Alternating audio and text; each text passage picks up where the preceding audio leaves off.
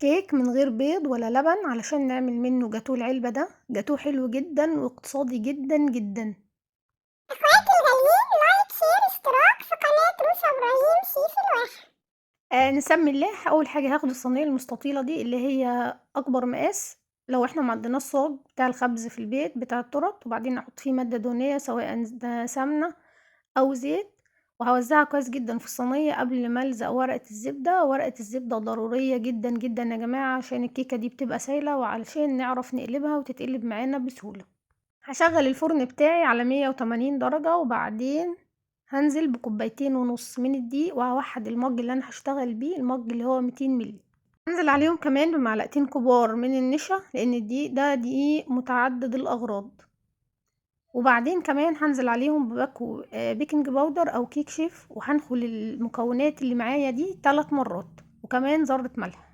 هنا بقى هبدأ انخل الدقيق بتاعي، وزي ما قلت لكم هننخله حوالي 3 مرات. لما ننخل الدقيق كويس جدا جدا الكيكة بيدخل فيها هواء وبيبقى طعمها حلو، كمان البيكنج باودر بيتوزع مع الدقيق كله بيختلط مع بعضه. دي اول مرة، هنخله مرة كمان ومرة تانية، وبعدين نجهز المقادير السايلة اللي معانا. هاخد معايا كوباية وربع من المية، وكمان هاخد نص كوباية من الزيت، وهاخد معايا كوباية كبيرة مليانة من السكر. طبعا نوعية السكر والزيت لازم تكون كويسة جدا جدا عشان الكيك يطلع معانا لونه فاتح، وكمان الزيت ما يبقالوش طعم ولا ريحة علشان ما يعملش معايا ريحة في الكيكة. وهنا هاخد معايا 2 باكو من الفانيليا. وبعدين وانا بضرب في الخلاط بقى هنضيف المكون اللي هيخلي معانا الكيك اصلا ابيض خالص. هنا بقى ده الخلاط بتاعي. انا بفضل الخلاط اكتر من المضرب اليدوي. لو انت عايزة تشتغلي بالمضرب اليدوي يبقى دوبي السكر الاول في المية والمية تبقى دافية، وبعدين بقى انزلي عليه بالزيت، وكمان انزلي عليه بمعلقة من الخل، ودي اللي هتخلي الكيك معانا ابيض ولونه حلو. هبدأ بقى اضيف كل المكونات بتاعتي في الخلاط واضربها كويس جدا. هنا بضيف معلقة كبيرة من الخل، وخلاص كده هضرب المكونات كلها كويس في الخلاط.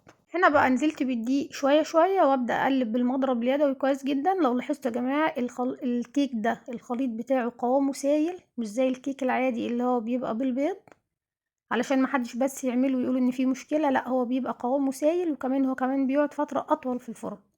يعني لو كيكة عادية في قالب عادي، لو انتوا عايزين تعملوها كيكة عادية هتقعد حوالي 50 دقيقة، هتفتحوا عليها بعد 45 دقيقة وتختبروها. لكن هنا عشان انا هحطها في صاج كبير، فبعد تلت ساعة بالظبط هبدأ افتح عليها بالراحة وهختبرها اشوفها استوت معايا ولا لا، لان الصاج بيبقى رقيق عن الصينية. خدوا بالكم من الحاجات دي كويس جدا. هقلب الخليط بتاعي وبعد كده هفضيه في الصينية بتاعتي. نفضي الخليط في الصينية، لازم نخبط الصينية كام خبطة كده عشان لو فيها اي هوا يخرج منها. طبعا انا استوت معايا بعد تلت ساعة وانا كده مخرماها بالسكينة. انا صراحة بحب تخريم السكينة اضمن يعني، وكانت على الرف الاوسط. هسيبها لما تبرد تماما. هنا بقى هناخد كوباية من الكريم شانتيه الخام، ونص كوباية سكر بودر، وكمان ذرة من الفانيليا، وبنفس الكوباية ماء مثلج. يا جماعة لازم يكون ماء مثلج علشان الكريمة بتاعتنا ترتفع معانا وتكتر معانا. لو المية مش مثلجة مش هتنفع معانا الكريم شانتيه خالص. وابدأ اضربها على اقصى سرعة بالطريقة دي. طبعا بعد ما بنقلب الكيك بتاعنا وهيتقلب معانا بمنتهى السهولة عشان ورق الزبدة اللي احنا حطيناه، انا هجيب اي قالب فويل او ممكن بايركس زي ما انتوا عايزين بالشكل ده، وهبدأ اقسم الكيك بتاعي لنصين. هحط نص تحت وبعدين كريم شانتيه، وبعدين احط الحشو بتاعي. دول علبة ده حلو جدا وسهل جدا جدا للمبتدئين، والطريقة دي كمان سهلة قوي علشان ما تقعدوش تقسموا طبقات والحاجات دي. هو الصاج بتقسموه على 2 وبيبقى جاتوه بطبقتين وحلو جدا جدا. هنا بقى انا هحشي في النص فراولة بما اننا في موسم الفراولة، وكمان هي بتدي طعم حلو قوي. هبدأ اوزع الحشو بتاع الفراولة اللي انا عاملاه قطع صغيرة كده بس، يعني هعمله بالتساوي عشان كل قطعة يكون فيها كمية فراولة زي التانية، وكمان القالب يكون متساوي معايا جدا. طبعا اللي عاوز يحشي اي حاجة تانية بقى دي حرية شخصية. حطيت بقى الجزء التاني اللي كان معايا اللي هو القطعة التانية، وابتديت برضو احط عليها الكريم شانتيه واسويه بالشكل اللي انتوا شايفينه ده. كوباية الكريم شانتيه كانت مظبوطة جدا جدا معايا، يعني الجاتوه اقتصادي ومحتاجش كريم شانتيه كتير، وكمان نتيجته حلوة قوي. السكينة بتاعتي وهبدأ اعمل فيه يعني في الصاج اللي معايا او العلبة الفويل دي، علامات بصوا بالشكل ده، هقسمها لحوالي 8 قطعة، بس قطع كبيرة جدا على فكرة وحلوة قوي، بس كلها هتكون معايا بالتساوي زي ما انتوا واخدين بالكم كده، مش بقسم يعني انا يا دوبك بصوا بعمل خطوط كده زي ما انتوا شايفين، وبعدين هبدأ ازينها بالفراولة. برضو التزيين اختياري يا جماعة، يعني ممكن في ناس بتحب تحط شوكليت، بتحب تحط اي صوصات، مفيش اي مشكلة، دي حرية يعني شخصية، وكل واحد وذوقه بقى في الاكل. بس زي ما قلت لكم بان احنا في موسم الفراولة يعني، فانا دايما بحب اعمل التورت والجاتوهات اللي بتبقى في موسم الفراولة بالفراولة. هزينها بالشكل اللي انتوا شايفينه ده، وهدخلها التلاجة لحد لما هجهز الجيلي بتاع الفراولة برضو.